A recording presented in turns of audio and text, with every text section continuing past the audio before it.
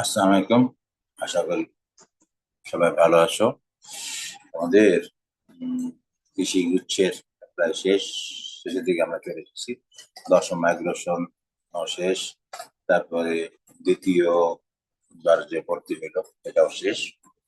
আমরা জানি যে এরপরে যে বাকি যে সিট গুলো খালি আছে সেই সিট গুলো পূরণ করার জন্য এখন আমাদেরকে নেক্সট যে ওয়েটিং সেখানে লোক ডাকছে। তো এখন যে পরিস্থিতিটা কি এটা জানানোর জন্যই আমাদের এই ভিডিওটা।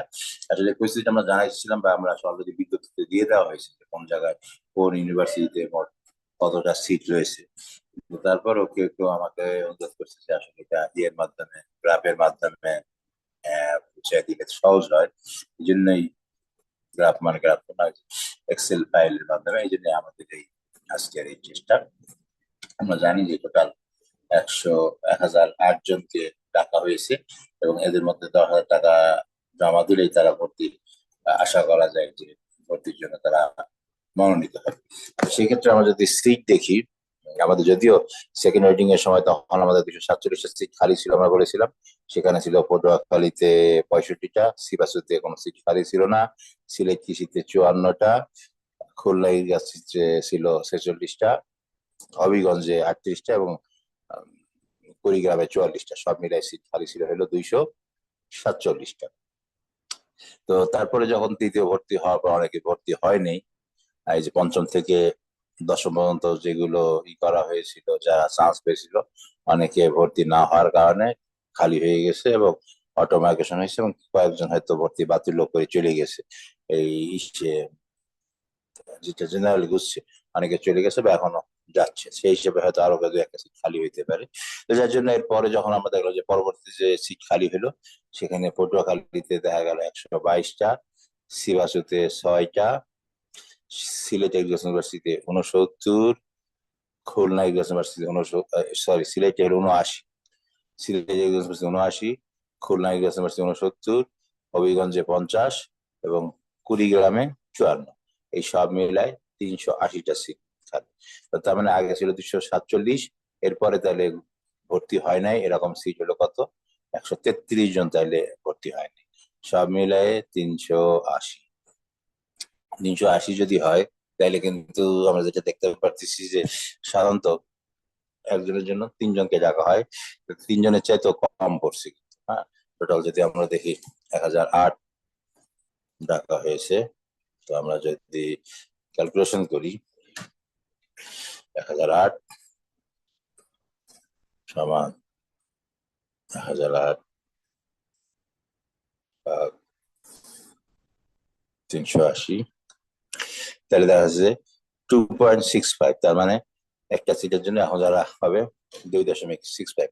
আর সেখানে আমরা দেখতেছিলাম যে এর আগে যে পার্সেন্টেজ 77% ভর্তি হচ্ছিল না, বা 75%, অর্থাৎ 4 ভাগের 1 ভাগ ভর্তি হচ্ছিল, বাকি ভর্তি হচ্ছিল না।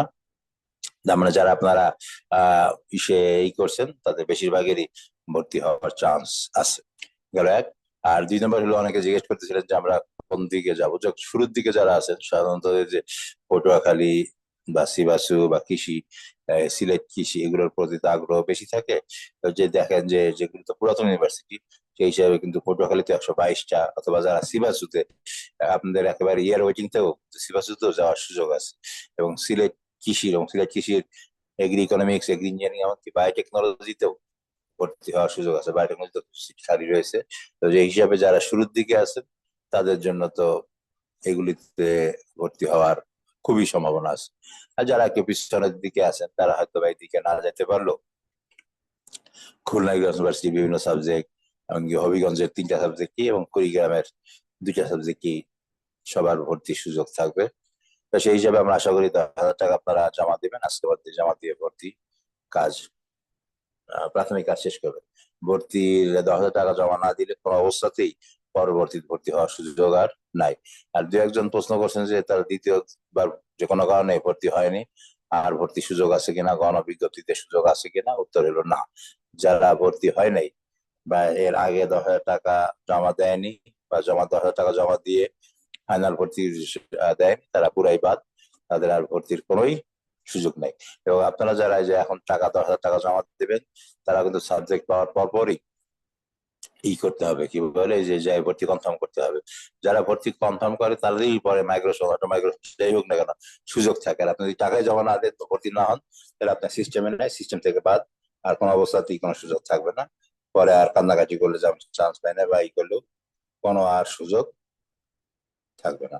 তো সেজন্য অবশ্যই আজকের মধ্যে 10,000 টাকা দিয়ে ভর্তির কনফার্ম করে, এবং নেক্সট যে দিন আমাদের ভর্তির তারিখ বলা হয়েছে, সেদিন আমরা যাই স্ব বিশ্ববিদ্যালয়ে যাই ভর্তি কমপ্লিট। আপনারা আশা করি ভর্তি কমপ্লিট করবেন।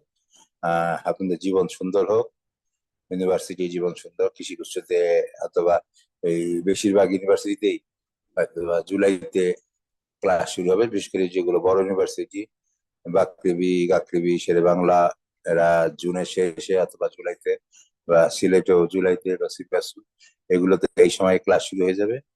কুড়িগ্রাম বা হবিগঞ্জ জেলাতে তো ভর্তি কমপ্লিট করলে তো ভর্তি ক্লাস শুরু করবে, সেই হিসেবে হয়তো 2-1 মাস দেরি হইতে পারে। যাই হোক, আপনাদের জীবন সুন্দর হোক, নতুন ইউনিভার্সিটিতে ভর্তি হন, এই আশাবাদ ব্যক্ত করি। সবাইকে ধন্যবাদ জানাই এখানে শেষ করছি। আসসালামু আলাইকুম।